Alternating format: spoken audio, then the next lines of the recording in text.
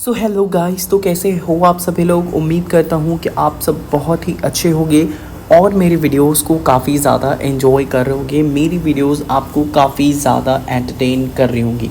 So yes, अगर आपको मेरी वीडियोस पसंद आ रही हैं तो प्लीज़ हमारे चैनल को सब्सक्राइब कीजिए ऐसी और भी वीडियोस देखने के लिए। साथ ही साथ आपके फ्रेंड्स के साथ शेयर कीजिए अगर आपका कोई फ्रेंड है और इस तरीके की स्टोरी सुनना उसको पसंद है तो उसके साथ हमारे चैनल को प्लीज़ शेयर कीजिए ताकि वो भी हमारे वीडियोस और चैनल का लुत्फ़ उठा पाए।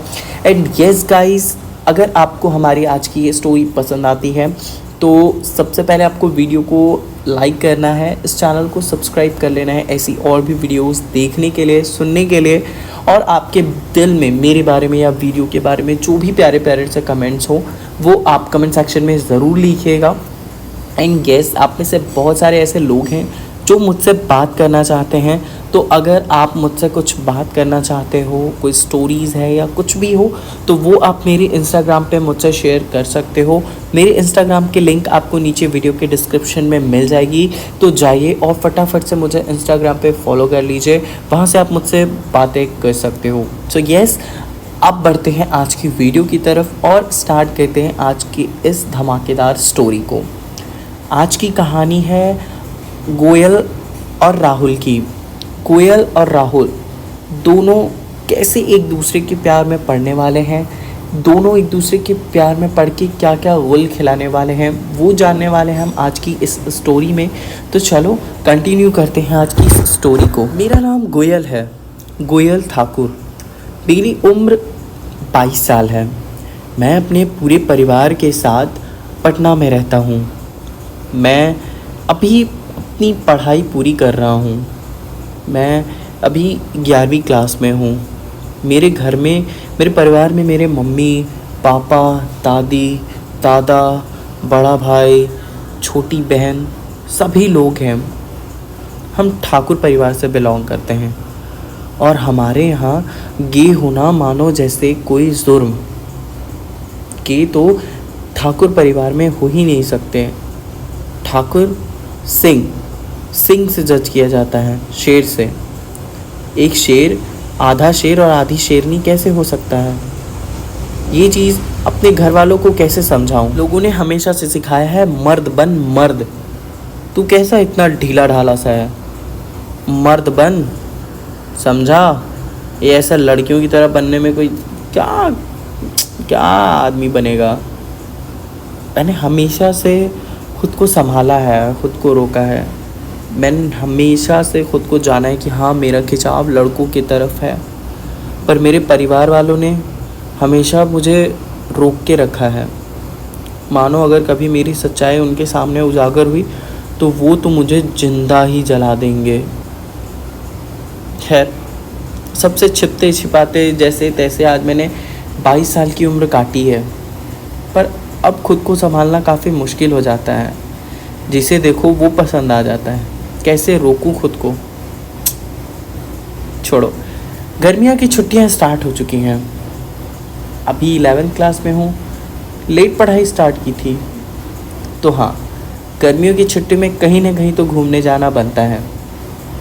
मेरी बड़ी बहन, जिनका शादी हो चुका है, प्लान तो था कि उनके यहाँ जाऊँगा। अब बड़ी बहन की घर से 1 किलोमीटर दूरी पे मेरे चाचा जी रहते हैं। पहले मैंने बड़ी दीदी के घर जाना ही ज़रूरी समझा। छुट्टियां स्टार्ट, फटाफट से मैंने मनाली की ट्रेन बुक कराई थी अपनी। मैं निकल पड़ा मनाली मिलने दीदी से, दीदी, जीजू और अपने भांजों से। मैं काफ़ी खुश था। शाम के 6 बजे तक मैं भोपाल पहुंच जाता हूं। अब इंतज़ार था कि कोई आएगा लेने, तभी दीदी का कॉल आता है, भाई जीजा तो तेरे अभी आ नहीं रहे, एक काम कर, वहाँ से शेयरिंग ऑटो पकड़ के तू आजा घर फटाफट। मैंने तेरे लिए मस्त वाले तेरे आलू के पराठे बना के रखे हैं। मैं काफ़ी खुश था। हाँ, फंस गए होंगे जीजा किसी काम में। मैंने फटाफट से ऑटो पकड़ी और घर पहुँचा। घर पहुँचते ही दीदी का पैर छुआ। दीदी ने गले लगाया तुरंत। बड़े दिनों बाद मेरी याद आई।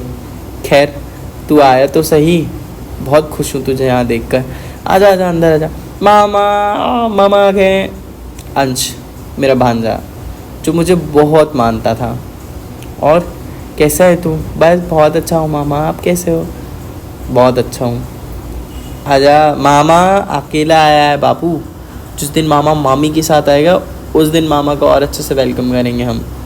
अब दीदी की ये बात सुन के मैं उन्हें कैसे समझाऊँ। बस एक हल्की से स्माइल दिया, घर के अंदर गया। दीदी ने फटाफट से आलू के पराठे टमाटर की चटनी के साथ दिया। मैंने बड़े चाव से एंजॉय किया। 3 दिन हो चुके थे अब मुझे। घर में काफ़ी घुल मिल सा गया था मैं सबके साथ। जीजा भी आते, बैठते साथ में, कुछ देर बातें करते, पर उनको अपनी ऑफिस से छुट्टी कहाँ, तो वो ऑफिस के लिए निकल जाते थे। हाँ, बैठ के काफ़ी सारी बातें हमने की हैं शाम को। भाई बहुत मज़ा आ रहा था मुझे। साथ में चाचा जी बगल में थे। पापा का कहना कि जा रहा है तो चाचा से भी मिल के आना, बहुत दिन हो गए, फिर वो बोलेंगे कि हमसे कोई मतलब ही नहीं रखते परिवार वाले। प्लान तो था चाचा जी के घर जाने का, पर मैं नहीं जाना चाहता था क्योंकि मुझे नहीं पसंद बिल्कुल भी रिलेटिव्स मेरे ऊपर से जाते हैं। खैर, अब पिताजी का आदेश तो पूरा करना ही था। 3 दिन रुका। जैसे तैसे दीदी के यहाँ काफ़ी मज़े आ रहे थे मुझे। प्लान बनाया कि अब निकलना है चाचा के यहाँ। मैं अकेला नहीं जाना चाहता था। मैंने दीदी को बोला तुम भी चलो। दीदी की सास, बेटा अभी नई बहू है, घर से बाहर निकलना सही नहीं होगा, तू अकेला चला जा। अब कैसे उनकी भी बात टाल सकता था मैंने दीदी को फोर्स नहीं किया। चुपचाप बैग उठाया और निकल पड़ा। रास्ते में ख़रीदी मिठाई मैंने, जो कि चाचा जी को देने को काम आएगी ताकि रिश्ते न टूटे भाई। घर पहुंचा। चाची, अरे गोयल, बड़े दिन बाद, आजा आजा आजा आजा आजा आजा आजा। मैंने चाची जी का पैर छुआ। चाचा जी भी आ गए। और बेटा कैसा है तू? जैसे तैसे मैंने इन लोगों को तो संभाला। उसके बाद आए चाचा जी के पूरे परिवार वाले, सबसे मिला, हालचाल हुआ, बैठा, बातचीत हुई। मैं जल्द से जल्द वापस जाना चाहता था। मुझे बिल्कुल भी अच्छा नहीं लग रहा था। मेल मिलाप पूरा हो चुका था। सारे घर वाले मुझे रोकने की प्लान में थे और मैं बिल्कुल भी नहीं रुकना चाहता था। चाचा जी ने तो पनीर भी ले दिया। पनीर की सब्ज़ी बनेगी आज गोयल के लिए। मैं काफ़ी अकेला फील कर रहा था वहाँ पे, मानो वो लोग मुझे फोर्स कर रहे हो ज़बरदस्ती रुकने के लिए। खैर, कुछ ही देर बाद मैं बैठा ही था कि अचानक एक हट्टा कट्टा नौजवान अंदर आता है। मैं तो उसे देखते ही फ्लैट हो गया उसके ऊपर। मैंने उनसे उनका परिचय पूछा, आप कौन? अरे तू नहीं जानता गोयल इसको? चाचा जी, नहीं चाचा जी मैं नहीं जानता, ये कौन है? अरे अपना राहुल। राहुल। हम दोनों ने उठ के सबसे पहले एक दूसरे को गले लगाया। राहुल ने मेरे कान में बोला, बहुत दिन बाद। मैंने भी, बहुत खुश हूँ तुझे यहाँ देख के। हम दोनों ने दूरी बनाई। चाचा जी ये तो फॉरेन गया था ना, ये कब आया यहाँ पे? राहुल तूने मुझे एक भी बार फ़ोन भी नहीं किया। अबे मेरे पास तेरा नंबर नहीं था। मैंने घर में किसी के पास तेरा नंबर नहीं है। मैंने चाचा जी को फ़ोन किया था बहुत बार, पर उन्होंने कभी नंबर ही नहीं दिया तेरा। बहुत बार मांगा मैंने उनसे। मैं और राहुल दोनों एक दूसरे को देख के काफ़ी खुश थे। राहुल और मेरे बीच में बहुत पहले बचपन में जब हम कभी 10-12 साल के हुआ करते थे तो काफ़ी कुछ हुआ था। हम दोनों ने एक दूसरे को फिज़िकली महसूस किया था तब। आज राहुल को वापस देख के मैं बहुत खुश था। मानो मुझे ऐसा लगा कि अब मुझे मेरा मिला है जिसके साथ मैं खुश रहूँगा। अब राहुल से मिलने के बाद तो मैं वापस नहीं जाना चाहता था दीदी के घर।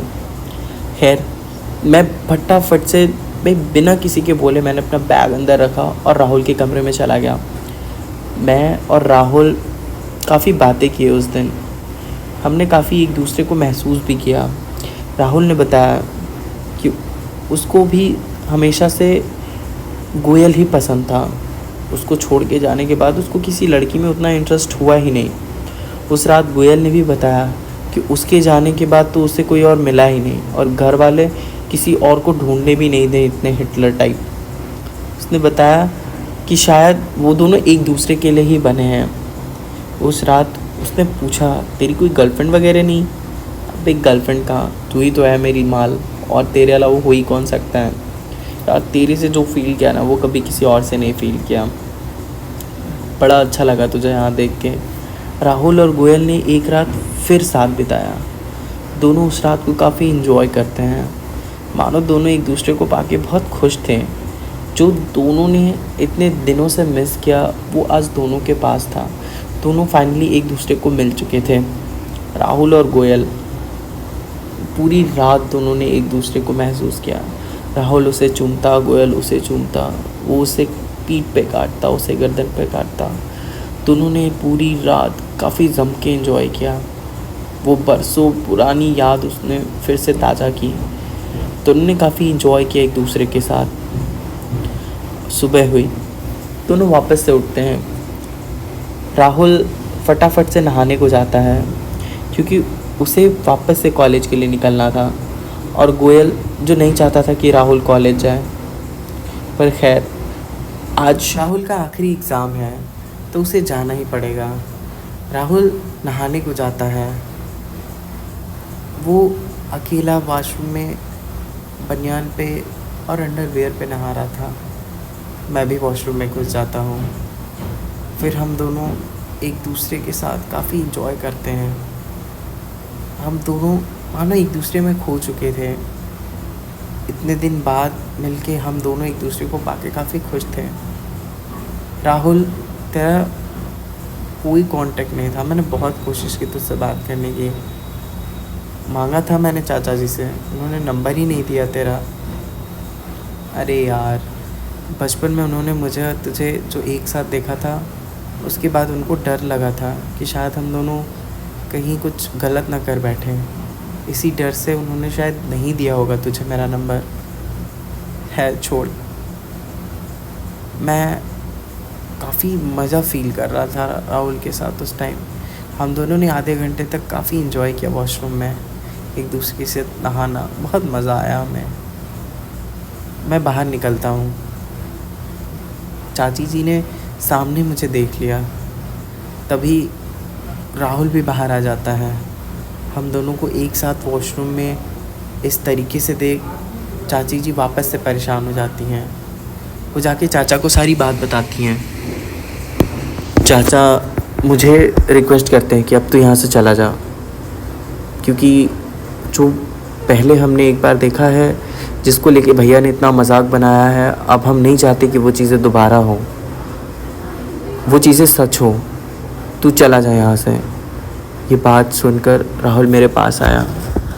नहीं पिताजी, एक बार हम दोनों ने एक दूसरे का साथ खो दिया है, पर इस बार हम नहीं खोने वाले हैं। मैं आप सबके सामने बोलता हूँ कि हाँ, मैं गोयल से प्यार करता हूँ, और मैं और गोयल अब साथ ही रहेंगे। हम दोनों कहीं नहीं जाने वाले हैं। आप लोग समझिए या ना समझिए, हमारा प्यार है। हम दोनों एक दूसरे से प्यार करते हैं। अगर आपको एक्सेप्टेड है तो ठीक, नहीं तो फिर हम दोनों आपको छोड़ के भी रहने के लिए तैयार हैं। पिताजी, आपको मम्मी से प्यार था, आपने शादी की, आपका खिंचाव था, मैंने तो नहीं रोका ना, या किसी ने नहीं बोला? तो जब गोयल को मुझसे और मुझे गोयल से प्यार है तो आप क्यों रोक रहे हैं? आप लोग करें एक्सेप्ट या ना करें, बट हम अब एक दूसरे को नहीं छोड़ सकते। प्लीज़, मेरी यही उम्मीद है कि आप लोग हमें समझेंगे। राहुल के पिता बोलते हैं, बेटा हम मान लें, पर इसका बाप नहीं मानने वाला। गोयल के बाप को अगर पता चला तो वो इसे भी मार देगा और हम लोगों को भी मरवा देगा। बेटा ये नहीं पॉसिबल है, तुम लोग समझो। तो ठीक है, मैं और गोयल हम लोग यहाँ से छोड़ के जा रहे हैं। आप लोग को जो समझना अब आप लोग वो समझिए। राहुल मेरा हाथ पकड़ता है। हम दोनों अगली ट्रेन से दिल्ली पहुँच जाते हैं। आज घर से आए हम लोगों को 6 महीने हो चुके हैं। न किसी का फ़ोन, न किसी का मैसेज। शायद मानो लोग हमें भूल चुके हों। वो भी एक दूसरे के साथ खुश होंगे शायद, और आज हम दोनों भी एक दूसरे के साथ काफ़ी खुश हैं। तो कैसी लगी आपको ये स्टोरी? उम्मीद करता है कि आपको ये स्टोरी पसंद आई होगी। अगर आपको स्टोरी पसंद आई है तो वीडियो को लाइक कीजिए। ऐसी और वीडियोस के लिए हमारे चैनल को सब्सक्राइब कीजिए। मैं मिलता हूँ आपसे दूसरे वीडियो में, तब तक के लिए बाय बाय। और हाँ, अगर आप मुझसे बात करना चाहते हो तो इंस्टाग्राम पे फॉलो करना मत भूलना। सी यू।